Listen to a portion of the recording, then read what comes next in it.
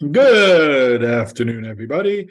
Nice to see y'all here. Welcome back to our Beit Midrash for today, January 26th, 2023. Good times. Hope everybody's had a good week. Everybody's doing well, feeling good, making progress on the things you want to make progress on, and not making progress on the things you don't want to make progress on. And I mean, the Beermans have two. But hey, Marcia, how are you? When Good to see y'all. Muted. 9. Yes. So welcome back. We're glad you're here, and glad y'all are learning with us today. We're going to take a look today at the Or HaMeir, Reb Zev Wolf of Zhitomir. I always love the name Zev Wolf. What's great about the name Zev Wolf? Wolf means Zev in Hebrew. Yes, Wolf is like the German Yiddish for wolf. And Zev is the Hebrew word for wolf. So his name is Wolf. It's a good name. So if you ever see somebody that's Zev Wolf, it's like, ah, yes, okay. Well, they double their name up. I tried to find some more biographical info on Reb Zev Wolf, but couldn't really find a whole lot, other than he died.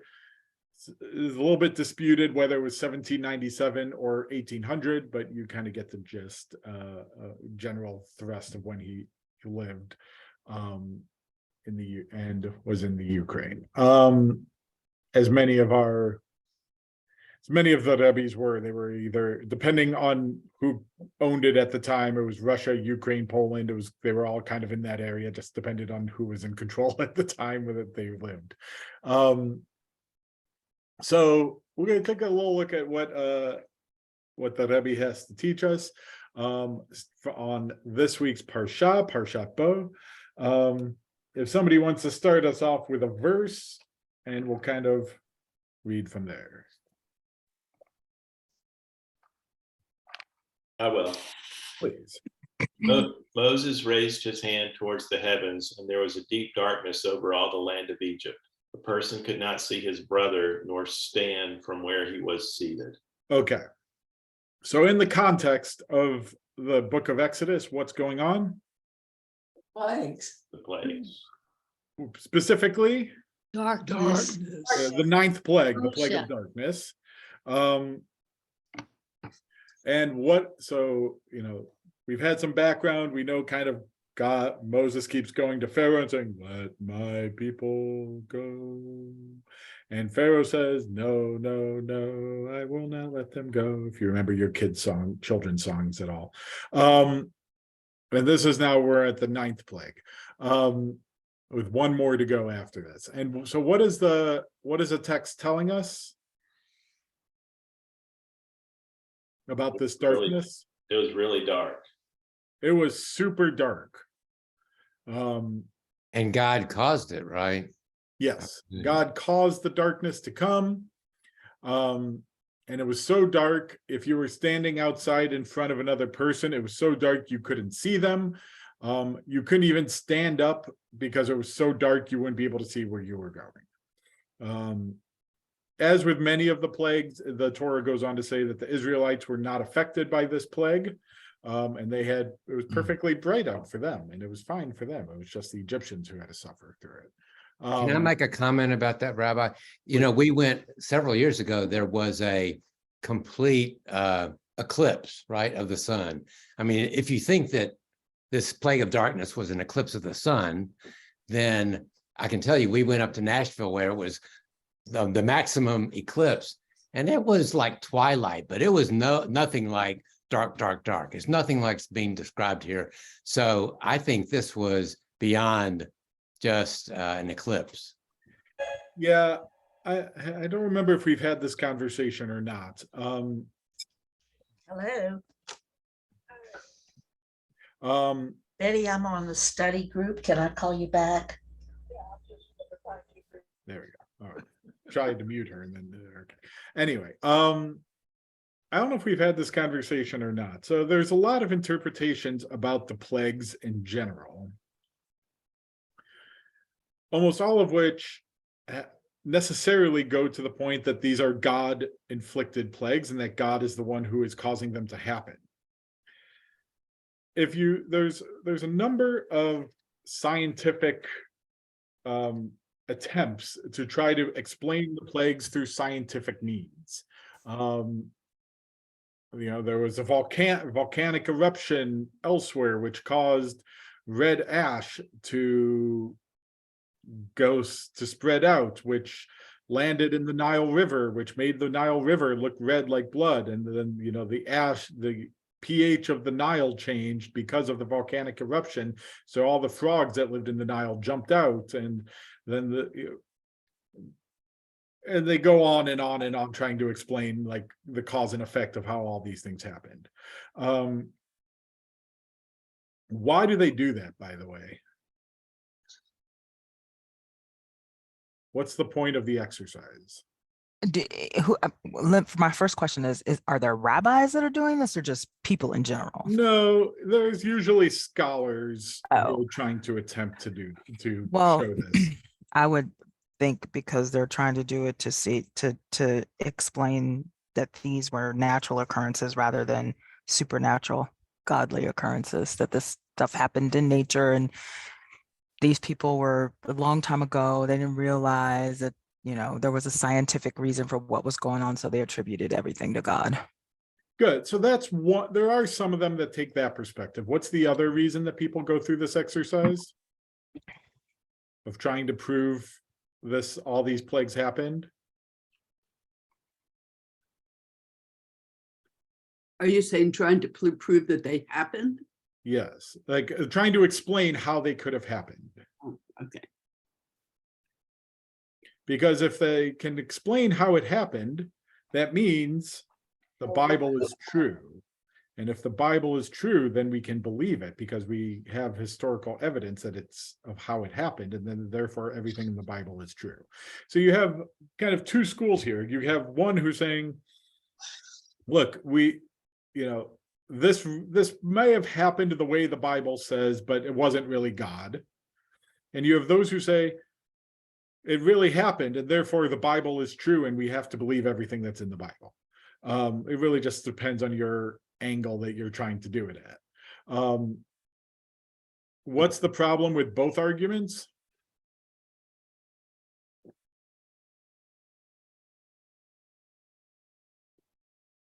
The only thing that comes to my mind is, why do you have to try to prove it? That's all I'm thinking about. Yeah, why do you need to prove it? Why do you need one way or the other? If we don't have the historical evidence, does that mean it's not true? Or No. or maybe in a larger question, is the Torah really trying to teach scientific history? Or is it trying to teach something else? And as we learned in the Hasidic and even the Kabbalistic life, what the Torah says is not really what the Torah is trying to tell you. The Torah is trying to tell you something much deeper.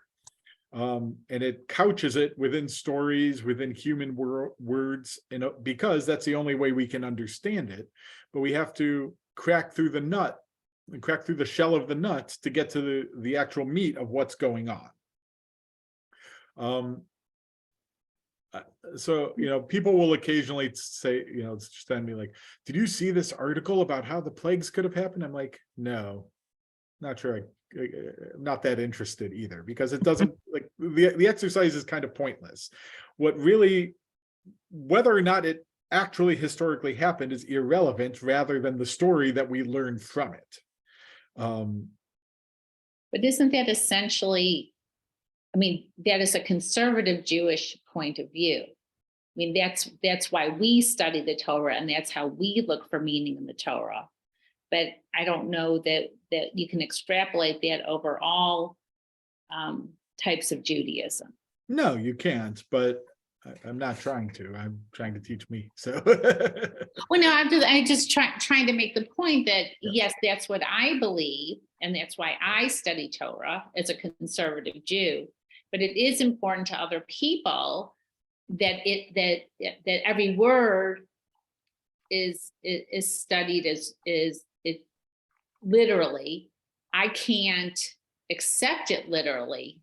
I mean, we determined last week I have a problem with faith, but we can't, we don't accept it literally because we can't really make sense out of it.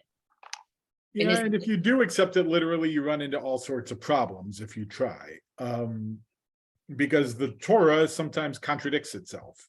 The rabbis understood that, and then that's part of that. That's one of the several functions of Midrash, is to try to resolve some of these inner contradictions of Torah, and that's part of what I think Kabbalah tries to say is, where it looks like it's contradicting itself, it's really not. It's just trying to teach you different things. You just have to look beyond what it's saying to get to what it actually means. Because if you look at it as literal, you're going to run into some issues, because there's some things that just, frankly, you run into problems pretty quickly in that book.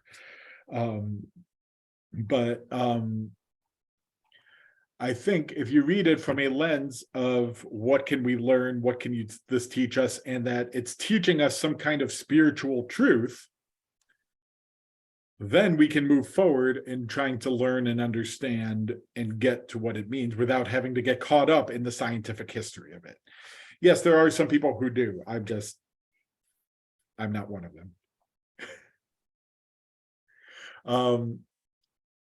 There's another version in which what you see in the Exodus is God systematically taking down Egyptian gods.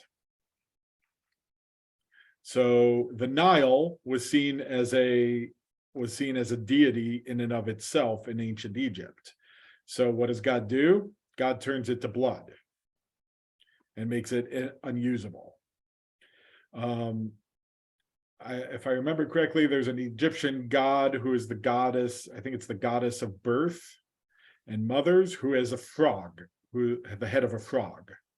What does God do? God sends this frog to cause the symbol of the goddess of birth, to cause destruction around Egypt. One by one, each of the plagues are taking down an Egyptian god to show God's dominance over them. When you get a plague of darkness, God's taking down Ra, who is one of the chief gods of the Egyptian pantheon, is the sun god. So what does God do? God takes down Ra, and then finally, the last plague is the Pharaoh is seen as a demigod in and of himself. And what does God do? God strikes down the firstborn, who is in line to be the next in line to be Pharaoh. So it becomes a systematic destruction of the Egyptian pantheon, and showing that the true God over the Egyptian gods.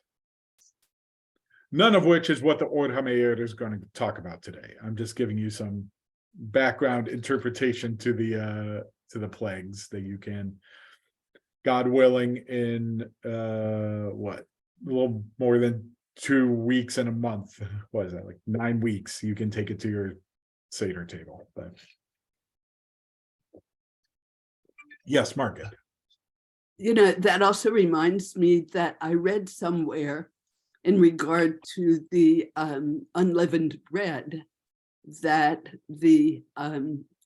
that leavening was an Egyptian invention, and so by the Jews running away with only unleavened bread, it also was a rejection of the that aspect of Egyptian technology. I have not heard that. But that fits the theme, yes. Good question. I don't know who invented leavening of bread, but that's, that's research for another time. Yeah, and I don't remember where I read it. Yes, Mickey. When I was reading through the Parsha about the plagues, and it talks about the earlier plagues that God hardened Pharaoh's heart. But then later on, it says that Pharaoh hardened his own heart. Is that? Did I just miss? No, it's the other way around. The early plagues, Pharaoh hardens his own heart. And towards Correct. the end, God hardens Pharaoh's heart. Commentators have a really hard time with this section because God essentially takes away Pharaoh's free will at some point. And this becomes a very difficult philosophical discussion. I don't want to go too deep down this rabbit hole just because it's going a little too far off topic. The way I usually best understand it is through the eyes of Maimonides, who makes a statement along the lines of, if you harden your own heart enough, there's no coming back from it. So what happens is that Pharaoh kind of hardens his own heart to a point that there's no way he's going to be able to do tshuva from it, that he gets to a point where God just continues enabling him to make bad decisions. Essentially, he's made so many bad decisions up to this point, God just enables him to keep going. God doesn't necessarily take away his free will, he just lets him keep doing whatever he's going to do because he's already condemned himself. Which, if you think you do enough bad habits long enough, it gets, you form bad habits enough, it gets hard to break those habits. You make bad decisions enough, it gets hard to make good habits. And the more you do it, the harder it gets to change those decisions.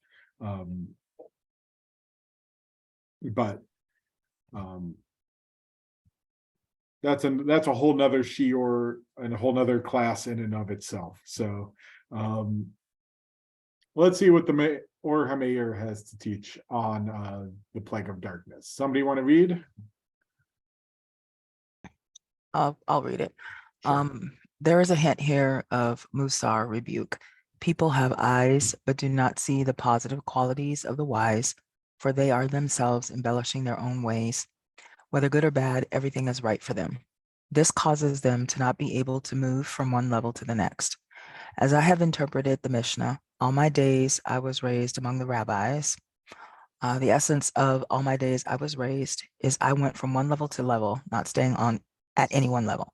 And what caused this? Because I was among the rabbis.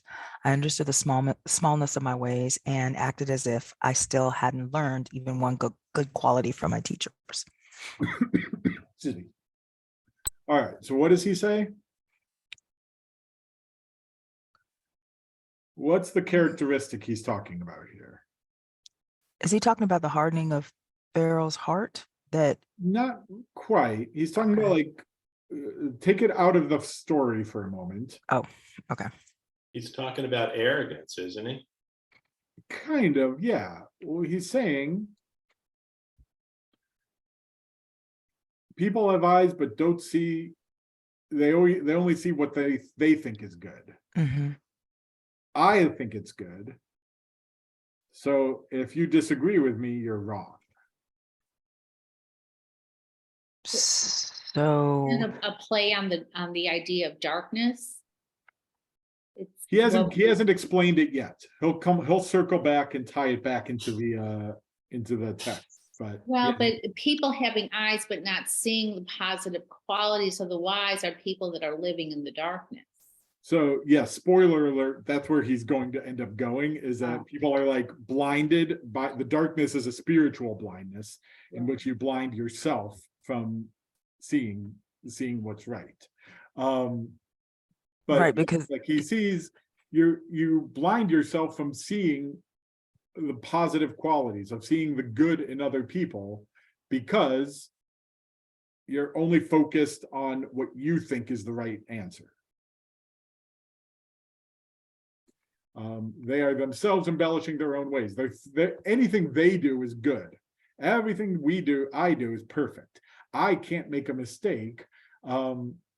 Whether or not I'm actually doing something good or not, I'm always thinking I'm doing something good, and there's no possibility of me being wrong or of somebody else being right.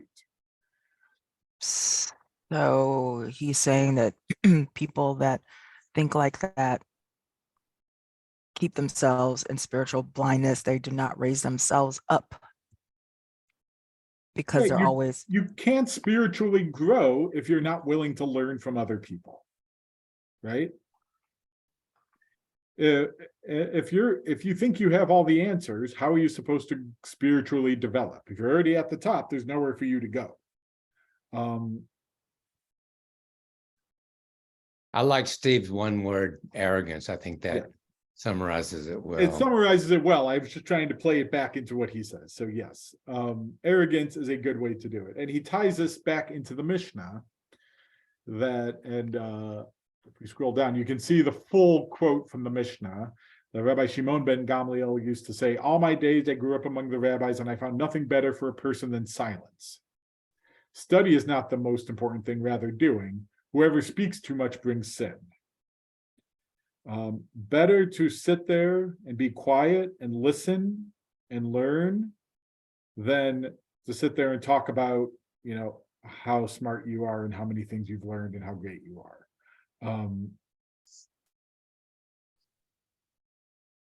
And he ties this back, is that, all my days I was raised, I moved up spiritually. How? Not because I thought I had all the answers, not because I thought what I was doing was right, but on the contrary, I understood how small I was. I understood my own insignificance and acted as if I hadn't learned anything. And it was because I thought I couldn't learn anything that I was able to keep learning.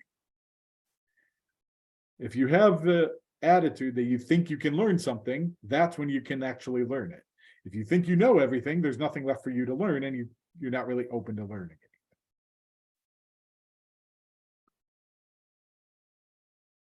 So, Rabbi, and there's a difference between not being open to learning and being able to disagree with what you're hearing. Yes. So, we're trying to learn from you. Does that mean that we have to believe everything you say? And I mean, well, and then additionally, when you were in rabbinical school, how did that play out? If you were sitting there and listening and you just didn't agree, I mean, you were open to it, but in your final analysis, you didn't agree. Does that mean you're not going to pass the conservative rabbiship or what? No. Look, so much of Jewish education is posited on pilpel, or this back and forth conversation between chavruta, between two study partners, and the debate and argumentation back and forth. So no, your job here is not to sit here and agree with everything I say. But if you were to come in and say, Rabbi Henkin, what a putz. He doesn't have anything to teach us. I know more than he does. Why is he even bothering to teach his class? What can I possibly learn from him? You're really not going to learn much from me because you've already dismissed the possibility of learning.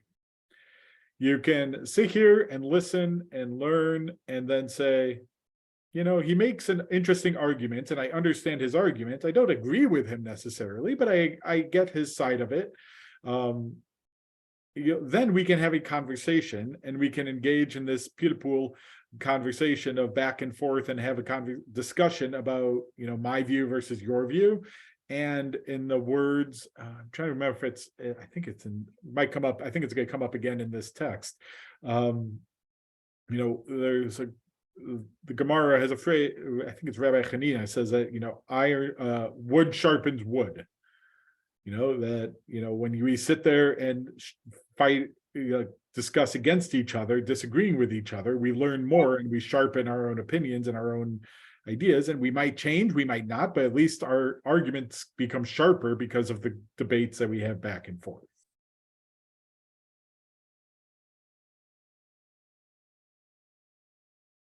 Other questions, comments?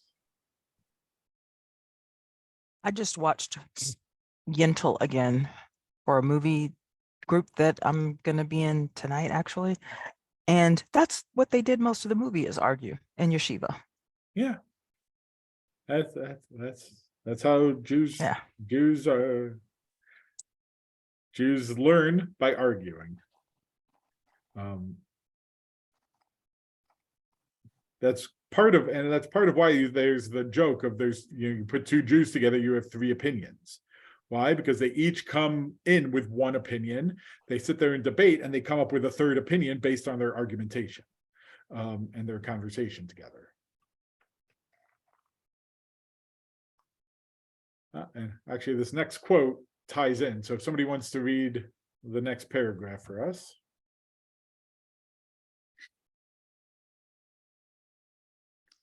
I'll read. Sure. And the rule is, one who wants to stand on a higher, better level needs to fulfill for himself or herself what is written. I have learned from all my teachers.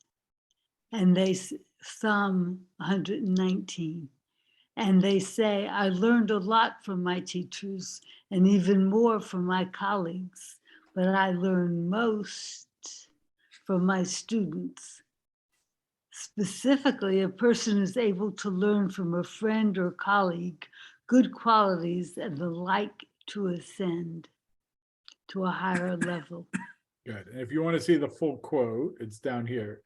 I'm sorry, it's Rabbi Nachman Bar Yitzchak who says it, that why are the words of Torah compared to a tree? As it is said, it is a tree of life to those that hold fast to it. Everybody knows that line, right? It's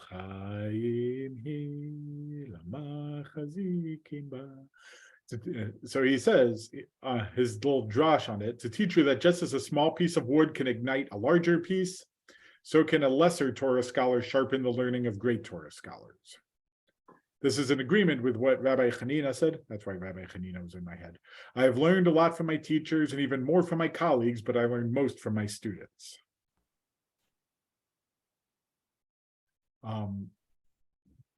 Really beautiful teaching, by the way.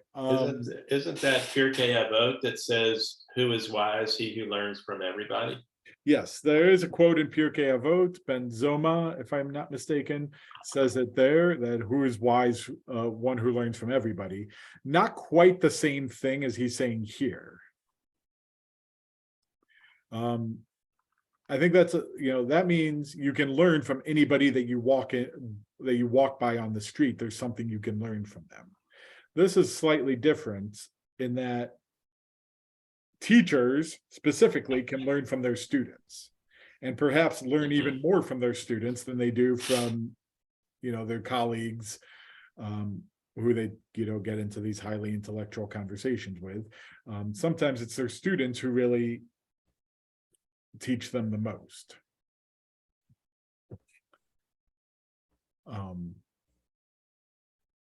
But again, you have to be open.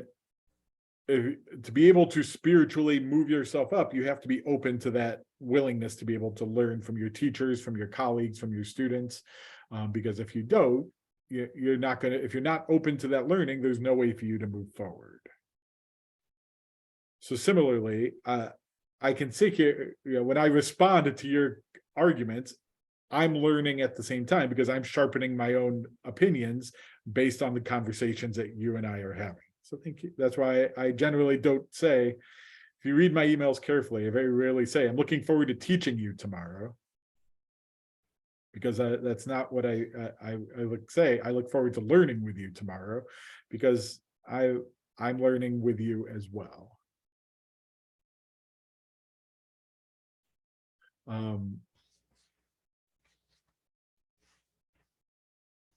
Questions, comments, thoughts before we go on? This next section is pretty good, but somebody wants to read it for us. I'll read that.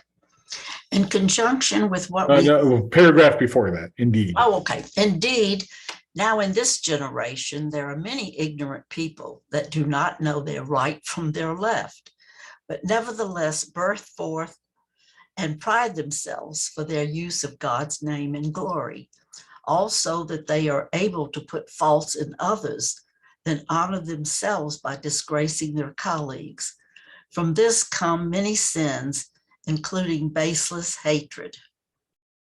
Good. As they say in the book of Kohelet, there's nothing new under the sun. Whatever was will be again.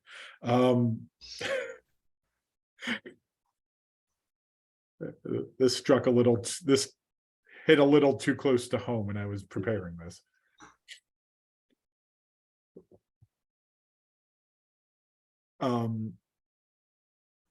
Any comments before we, I think it's kind of self-explanatory, but any comments? I think it sort of goes with that saying that it's better to be quiet and let people think you're a fool than to open your mouth and let them know it. Well, I think that as Rabbi Shimon said, you know, I found nothing better for a person than silence.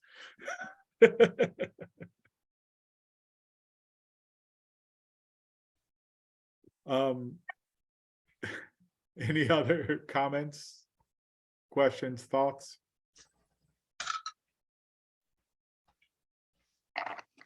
I do want to highlight one point, which is the sinat chinam, the baseless hatred comment at the end. Does this phrase ring a bell for anybody? Yes, Yeah. that's why the temple was destroyed. Good. There's a great section in Masechet Yoma, Kol HaKavod, by the way. There's a great section in Masechet Yoma that talks about why the first temple was destroyed, and it talks about it was destroyed because of there was bloodshed and there was sexual licentiousness, there was idolatry, and then it says, you know, why was the second temple destroyed? It was destroyed because of baseless hatred, because Jews were hating each other and fighting with each other for no particular reason, for nothing other than largely politics. So he's saying this is he's kind of giving you the source for this, and it's not accidental. He's throwing in sinat chinam, that this priding yourself in the use of God's name and God's glory and talking about how great you are and faulting everybody else other than yourself, and, you know, lifting yourself up by stomping on other people. This is all the kind of stuff that led to the destruction of the second temple in the first place. It leads to many sins, but this is the Talmud in Yoma concludes that based on the fact that this is what causes the destruction of the second temple, that you can therefore equate that this is as bad as murder, sexual licentiousness, and idolatry combined. Well, it also says to me that we're no different than the people of those times, because this paragraph brings forth so much of what's going on in our world in terms of our politics, in terms of the politics around the world, and we're just all the same. And those who do not learn history are condemned to repeat it.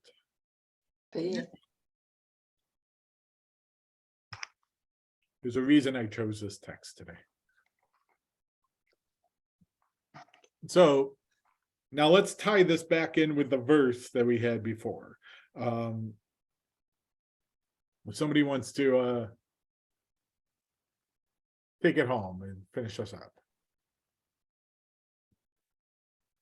I can read it. Please. In conjunction with what we said above, Moses raised his hand toward the heavens, and there was a deep darkness over all the land of Egypt. That is to say, and there is no awareness there was a deep darkness, and people fall into the straits of the sea of wisdom. But the Torah itself interprets what this deep darkness is when it says a person could not see his brother. See implies thought. They didn't think in their hearts that they could learn from the positive actions of their brothers. On the contrary, they always found lacking shame and disgrace and embellishing their own deeds. Therefore, they walked in darkness, and there was no light for them always to move from level to level. And this, nor stand from where he was seated, since they were always at one level and only stayed there and didn't move. But in truth, a Jew should always be trying to move forward. So how does he interpret this plague of darkness?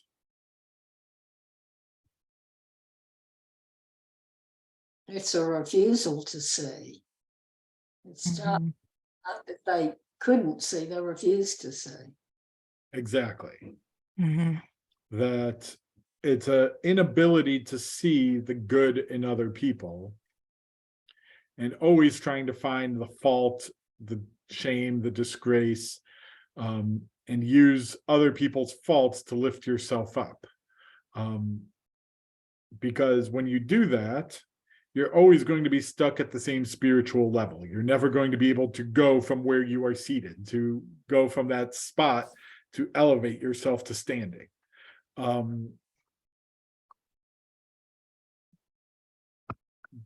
So as long as you're doing that, you're not able to move forward. You're stuck in this spiritual darkness. But what a Jew is commanded to do, and what a Jew is expected to do here, is to not fall into that trap and to be able to evaluate, consider, and say, okay, maybe this person has their fault, but is there something I can learn from them as well?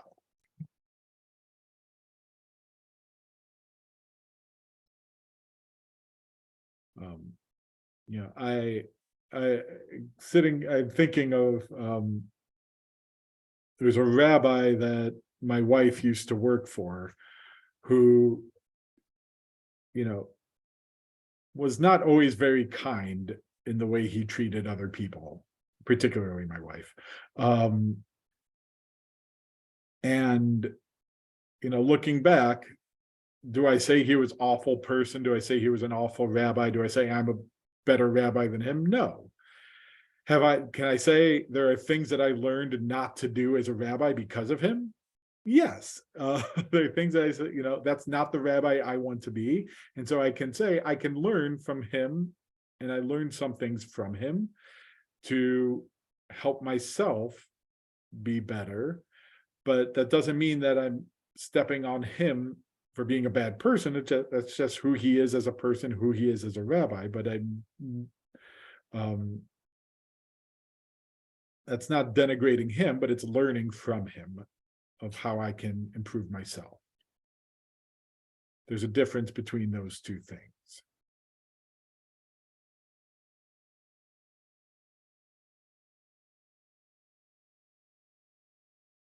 Thoughts, comments, reactions?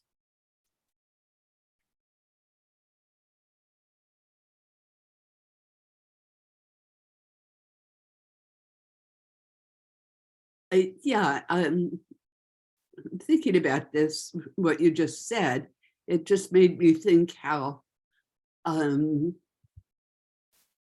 spent, energy spent denigrating other people, even if they're asking for it, it's wasted.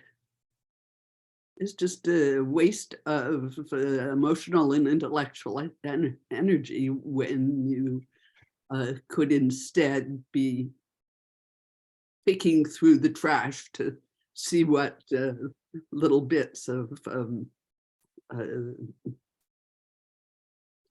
gold, some kind of metal or something that you can get from it. That's what came to my mind. We closed that.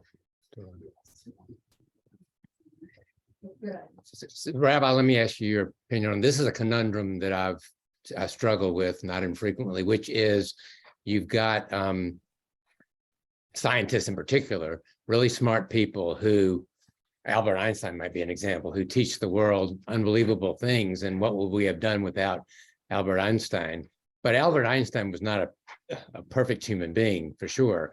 And there are a lot of people who are much worse than he. And so it's kind of how much slack can we cut for people who have so much to teach us, but may have behaviors, maybe illegal behaviors, that we are able to just look beyond because they have so much to teach us.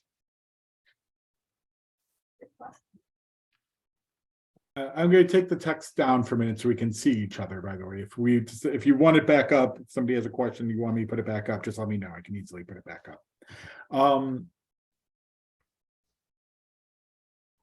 So I had this situation once, and it's come up actually in a number of different situations, something similar.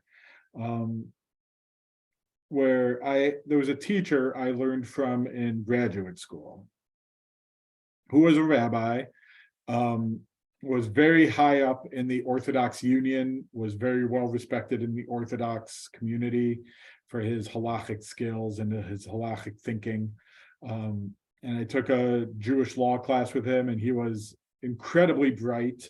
I still use some of his case examples when I give people like thought questions, because it's just like there's some fantastically fascinating cases that he brought in that he had to deal with and he had to think about. So I had the opportunity to learn with him for a while. And later when I was in rabbinical school, it came out that he got himself in trouble, and I think he actually got fired and lost his position at the Orthodox Union because he was going onto discussion boards, impersonating other rabbis, like creating fake identities as rabbis, and pretending to be a Reform rabbi and going into a Reform discussion group and saying how great, have you read this guy's book? He is a great, halachic thinker, and you should really read his book. And going into conservative discussion groups and saying, who might know the answer to this is this rabbi, and you should really check out his book. And was kind of self-promoting himself by creating false identities in different discussion groups. Was it the worst thing he could have done in the world? No. Was it ethical? Absolutely not. And Rabbi Artson, who's the dean of the rabbinical school that I went to, used to have a monthly Q&A, and he happened to have one shortly after the news broke about this rabbi. And that was the question I asked him. I said, I had the chance to learn with this rabbi in graduate school, and now he's kind of disgraced because of his unethical decisions.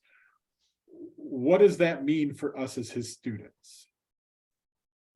And Rabbi Artson's response, I thought, was a wise one. He said, you can condemn the actions of the individual and still appreciate the Torah that he looked at.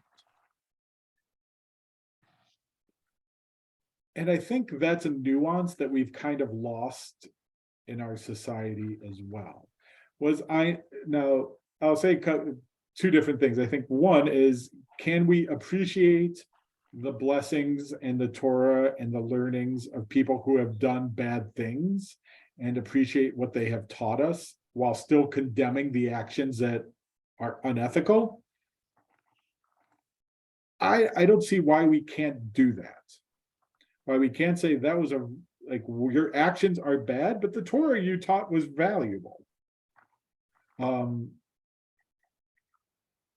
The one thing I want to be careful of, and that I think about and warn, is not judging other people's actions based on our standard of ethics, particularly people in history.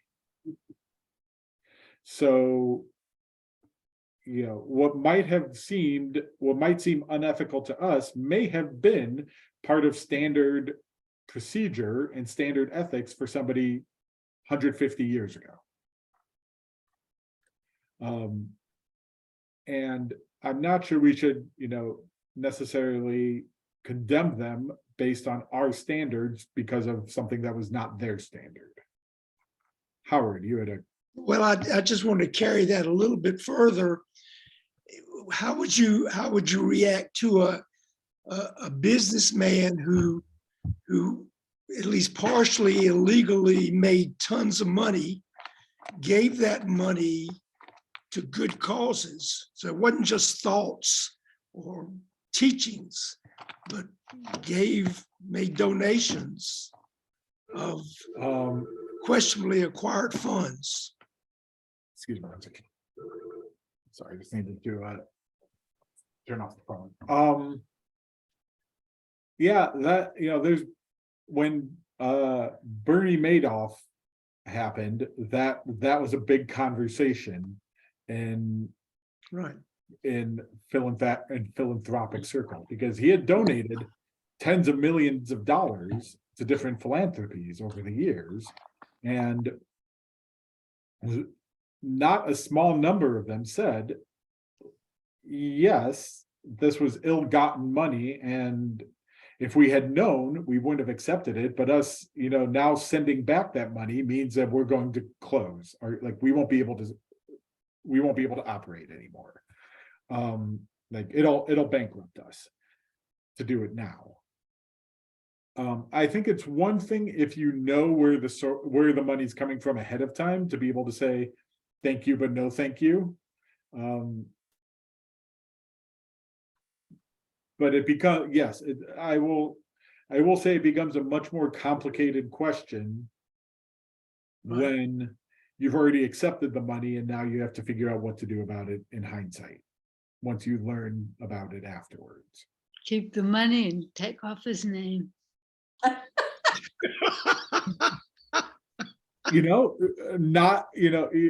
Yes, we're all kind of snickering at it, but you know what? That's not it. I suspect there were not a small number of philanthropies that did just that. Right. Where they said, they didn't return the money that Madoff had donated, but they, quickly wiped him from their records and any public recognition of him. Well, that's what they did with Richard Scrushy. You might not know, Rabbi, but this was a big deal in Birmingham. I mean, buildings were built all over the place with his names on it. And then it finally came out that, he was a bad guy. So they didn't knock down the buildings. They just took his name off of it, like Suzanne said. Yeah. But I wonder It's if there become was a more complicated ethical question. Yes. Yeah, and I wonder if there was some agreement that the charity, for example, had made that said, we'll name this building after you in exchange for your money. And then all of a sudden you give the money back.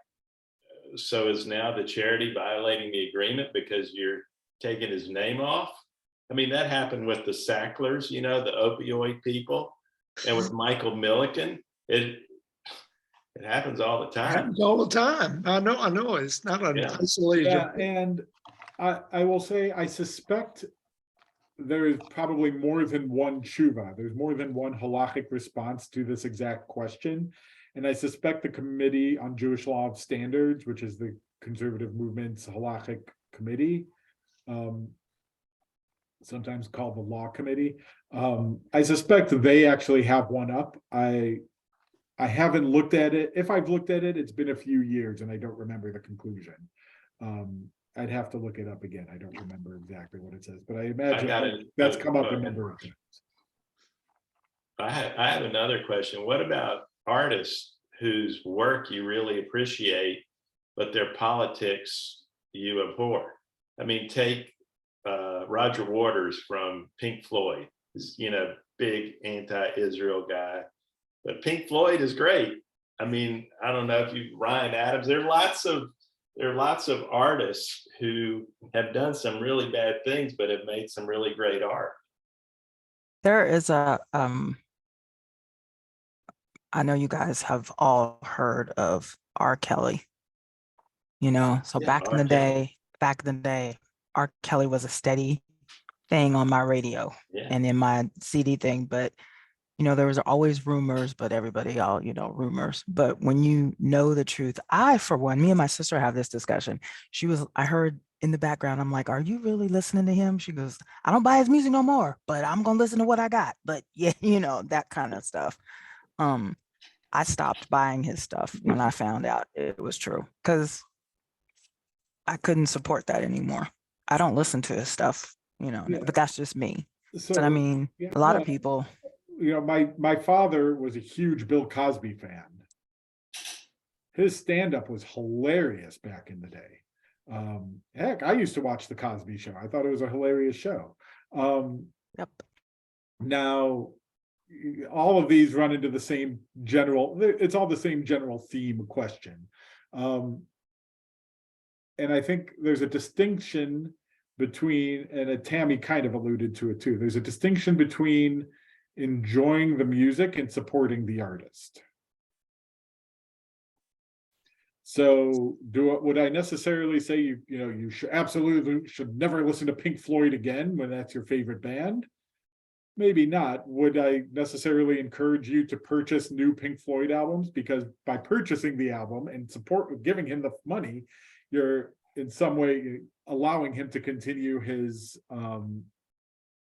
continuing to give him the platform for which to spout his words. Right. Same with R. Kelly, same with Bill Cosby, same with a lot of them. Continuing to support them afterwards allows them gives them the platform to continue saying it. But on some level, if you're Comfortably Numb is a great song. Yeah. Another Brick in the Wall is a classic. Yeah. I don't think you're wrong to keep enjoying them and saying this is a musical classic and valuable, and not giving him a platform to continue being able to say the bad things. Take care, Stephen. Mickey, I think you had your hand up first. Well, I think that we're talking about two different things, because if you're talking about teaching and learning, and that learning is valuable, regardless of where it came from, that's not quite the same thing as failing to support in another way. I think we can still learn from people, even if they're not good people. Yes. Yes, and I appreciate you bringing it back, the distinction, and making that distinction is that there's a difference between learning and what we can gain versus the examples, versus artists or donors or things like that. That is an important distinction. I was listening to, I don't know, it was Chabad, and I don't remember. They were talking about a rabbi who had written all these books, Torah, on the Torah, studying the Torah and what have you. And he was this great teacher, but it had been found out that he was sexually assaulting or sexually molesting women. And so there was a conversation on the same grounds. Do we throw out the works that he's done because he did this, or, and it was kind of like, well, no, you don't throw out the works because he was, a good teacher and what have you, but you also have to remember that he did these things, and these things are not tolerated, and these things are not okay. And so it was that same kind of thing. Yes. Marcia, did you have something? Yes, I was going to say, what happens when someone you have a lot of respect for, like President Biden, and then they find these classified papers in his possession? And I'm sure people feel the same way maybe about Pence, but what do you do about that? Do you feel any less respect for him? Or so a little bit, spoiler alert, a little bit, this is probably going to be touched on in my Shabbat sermon this week. So don't want to give away too much, but I think there's two levels. I think one, yeah, I think it falls into a similar argument. Can you condemn the action while still appreciating the good that he has done? Or appreciating other parts of him while condemning specific actions that you disagree with. You know, I think we've gone into this as a society, we get to this point that if you disagree with one thing, you have to disagree with all of it, which is bad philosophy. You can disagree with part of an argument, and you can dispute part of an argument and still respect the general argument and still, you know, appreciate the whole of a person, that they're more than just this one action or couple actions. But in the same vein, I don't think that you can just, you know, we're all fallible, okay? And we have a system of law. Everybody is innocent until proven guilty, and this may be a mistake. It may not be a mistake on whose ever part. I mean, they're finding documents everywhere that aren't supposed to be. But I do think that it's human to think less of a person who has done what seems to be just obviously like it seems, and it may not be, but at this point it seems intentionally to deceive, and it lessens my respect for these people. Now, you know, yes, they still have good things to say, and I don't believe that, you know, if you say something I don't agree with, you are a bad person, which I think is pervasive in our society today. But I do think that we have to allow for people's actions to influence the respect that we give them, that there is responsibility. And I think we so often don't place enough blame, because we are all responsible for our actions to some degree. So, you know, do I write off Biden? Do I write off Pence? No, but it does put a little chink in the armor and does take them down a notch for me. Yes, and I don't think there's anything wrong with being disappointed in people who don't live up to our expectations. I think you do bring up an important point about maybe we should be tempering our expectations of our leaders and not expecting them to be perfect, infallible individuals, because like you and I, well, at least like me, I don't want to speak for you, I'm an imperfect person living in an imperfect world. So I'll say I'm imperfect. Imperfect. I was just going to say, not judging. I think the lesson to be learned is just to be a little more humble and not say what Biden said. How could somebody do something like that? I mean, it makes him look much worse because of what he said last year about Trump. They, you know, Pence said the same thing, so they all said Right. So and I think, Right, but the Yeah. lesson this I'm is a little learning bit of is the- I don't think this is say, a little bit how of the could Or somebody HaMeir be so point. stupid and do that?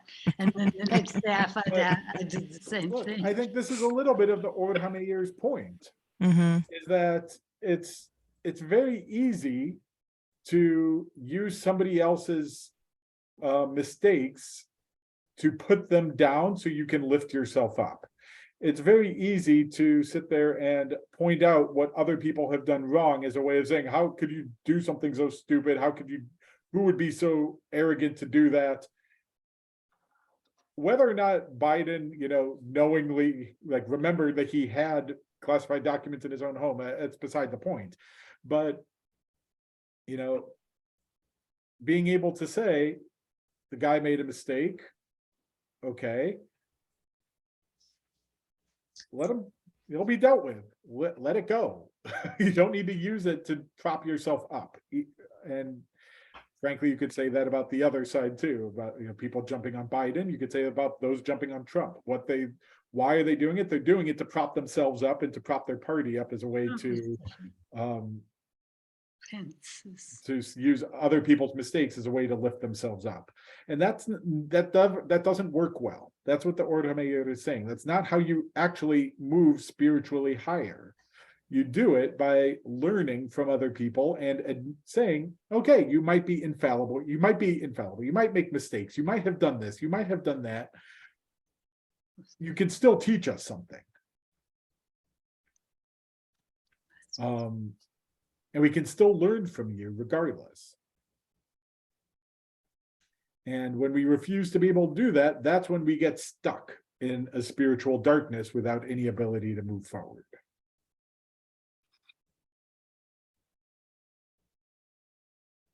I am learning from everybody on this call. Keep talking. Well, I'm going to have to depart because I'm still at work. So I have to leave you all. But thank you. Rabbi. It is about that time regardless. So Bye, we'll Tammy. continue Bye, talking next everybody. week. We'll continue learning together next week. Kol hakavod, everybody. Be well, stay healthy, Thank stay you. safe. And Thank you. we'll learn together soon. If I don't see you before then, Shabbat Shalom. Shabbat shalom. Take care, everybody. Be well.